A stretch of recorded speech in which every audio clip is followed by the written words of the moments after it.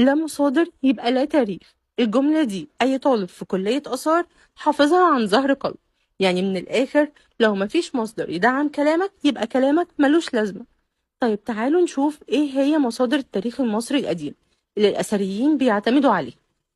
أول مصدر هو الآثار المصرية نفسها، ودي أهم مصدر عندنا، بس ليها شوية عيوب، زي إن أغلب اللي وصل لنا جاي من المعابد والمقابر، فالنصوص بتكون دينية أكتر، وكمان اللي بيكتبها بيكون بأمر الملك، فممكن تكون مش حيادية. تاني مصدر هو حجر باليرمو، وده حجر ديوريت مكتوب عليه أسماء الملوك اللي حكموا مصر من قبل الأسرات لحد الملك نفر إير كرع من الأسرة الخامسة، ودي يعتبر أول محاولة منظمة لتدوين التاريخ.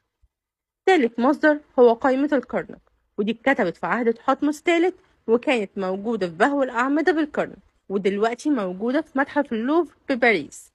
بدأت بسنفر وذكرت ملوك الأسرات الخامسة والسادسة، وبعض ملوك الأسرات من 11 لحد ال17، لكن سابت ملوك الهكسوس والأسرات الأولى.